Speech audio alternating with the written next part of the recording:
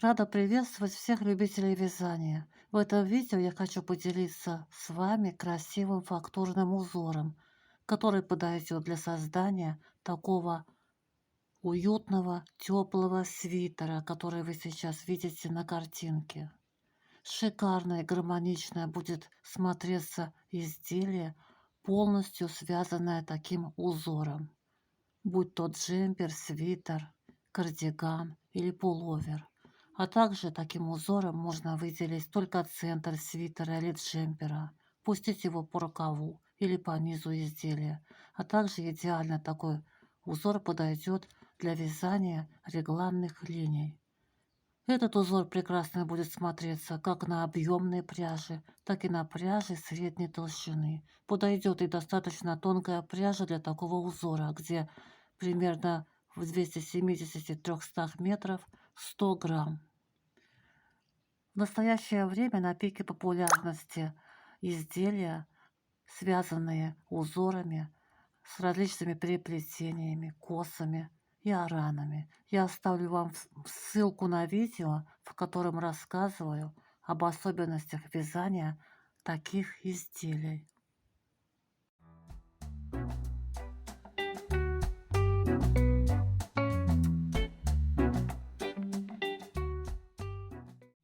Раппорт узора в высоту состоит из 6 рядов.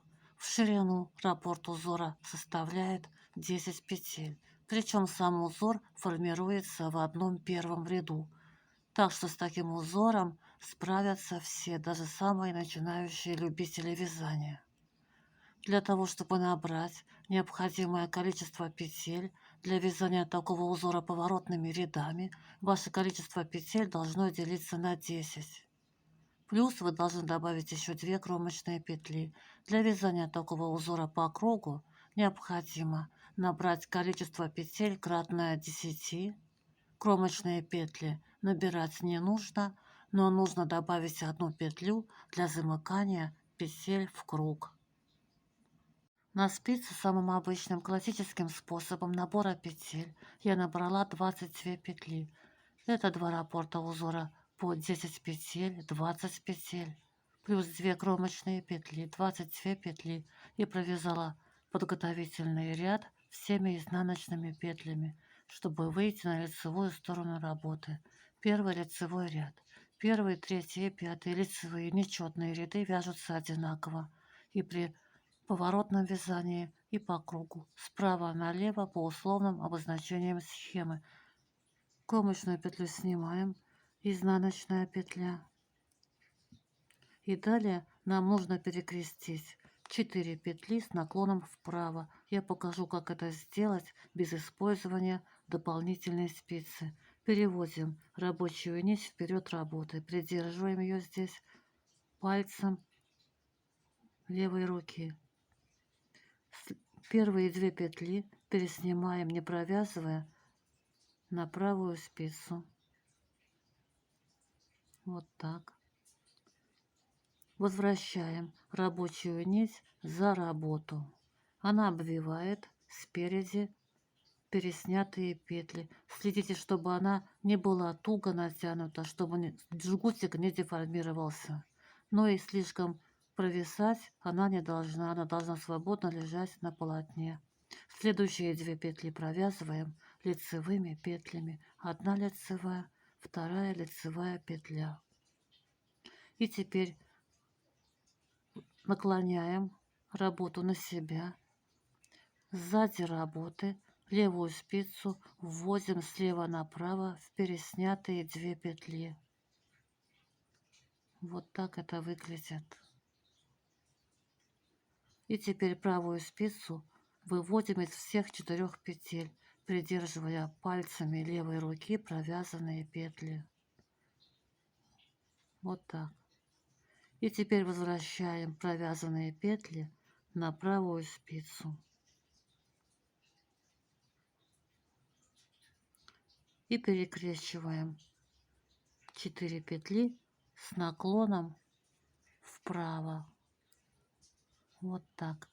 На правой спице у нас провязанные петли, на левой спице не провязанные. И теперь провязываем не провязанные петли, 1 лицевая и 2 лицевая петля. Мы перекрестили 4 петли с наклоном вправо, без использования дополнительной спицы. Следующие 4 петли мы должны перекрестить с наклоном влево. Нить у нас за работой. Первые 2 петли переснимаем на правую спицу, не провязывая. Следующие 2 петли провязываем лицевыми петлями. 1 лицевая, 2. Следите, чтобы нить, которая обвивает сзади работы переснятые петли, вот эта нить не должна быть туго натянута, чтобы не деформировать жгутик. Провисать она тоже не должна, а должна свободно лежать на полотне. И теперь перед работой левую спицу вводим в переснятые петли слева направо. Вот так это выглядит. Придерживаем пальцами левой руки провязанные петли и правую спицу выводим из всех 4 петель. И теперь возвращаем на правую спицу провязанные петли. 1, 2. И вот так перекрещиваем петли с наклоном влево. На правой спице провязанные петли, на левой не провязаны. И теперь провязываем не провязанные петли. Далее идет изнаночная петля. Мы провязали раппорт узора. Я отделяю раппорты узора маркерами друг от друга и повторяем раппорт узора. Повторяем раппорт узора. Изнаночная петля. Следующие 4 петли необходимо перекрестить с наклоном вправо. Переводим рабочую нить вперед работы, придерживаем ее здесь пальцем. Следующие 2 петли переснимаем на правую спицу, не провязывая. Возвращаем рабочую нить за работу. Следующие 2 петли провязываем лицевыми петлями. Наклоняем работу на себя. И левую спицу вводим в переснятые петли. Вот так, сзади работы. И теперь, придерживая пальцами левой руки провязанные петли, выводим правую спицу из всех 4 петель. И возвращаем на правую спицу провязанные петли. И вот так перекрещиваем 4 петли. На правой спице провязанные петли, на левой не провязанные, которые провязываем лицевыми петлями. Следующие 4 петли нужно перекрестить с наклоном влево. Рабочая нить за работой. Первые 2 петли переснимаем на правую спицу, не провязывая. Следующие 2 петли провязываем лицевыми петлями. Перед работой левую спицу вводим в переснятые непровязанные петли. Вот так. Перед работой слева направо. И теперь, придерживая пальцами провязанные петли, выводим правую спицу из всех 4 петель. И теперь возвращаем на правую спицу провязанные петли. И вот так перекрещиваем 4 петли с наклоном влево. На правой спице у нас провязанные петли, на левой спице не провязанные петли. Провязываем не провязанные петли. 1 лицевая и 2 лицевая петля.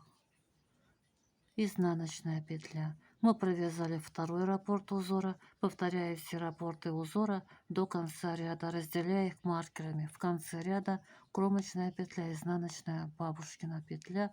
Вы провязываете кромочные петли, как вы привыкли. Мы провязали первый лицевой ряд, работу разворачиваем на изнаночную сторону и провязываем все петли четного второго ряда, а также и четвертого и шестого ряда по рисунку и при поворотном вязании, и при круговом. То есть вяжем ту петлю, какую видим. Кромочную петлю снимаем.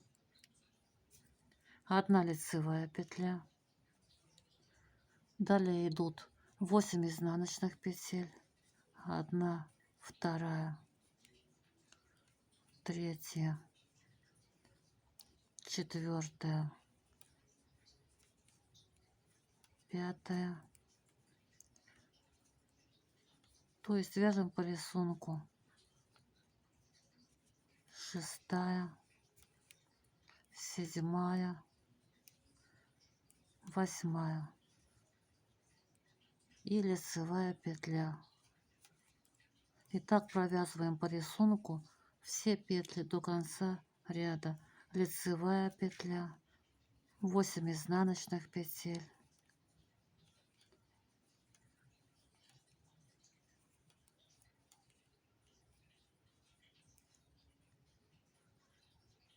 у меня спустилась петля.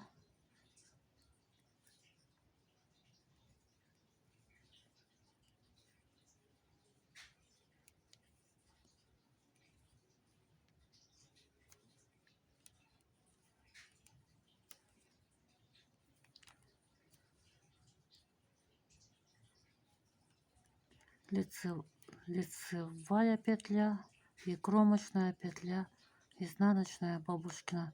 То есть вяжем те петли, какие видим. Разворачиваем работу на лицевую сторону, третий лицевой ряд. Провязываем его по схеме и при круговом вязании, и при поворотном. Кромочную петлю снимаем, далее вяжем 3 изнаночные, 4 лицевых, 3 изнаночные. Маркер переснимаем и повторяем раппорт узора. 3 изнаночные, 4 лицевых, 3 изнаночные. Четвертый ряд вяжем по рисунку, пятый ряд вяжем точно так же, как третий. Шестой ряд по рисунку. Я показала, как выполнить перекрещивание петель без дополнительной спицы в первом ряду. Далее провяжите образец узора самостоятельно по схеме. Надеюсь, вам узор понравился. Мастер-класс тоже понравился. Спасибо большое за добрые комментарии, за лайки, за подписки. Желаю всем легких петелек. Вяжите с удовольствием. Пока-пока.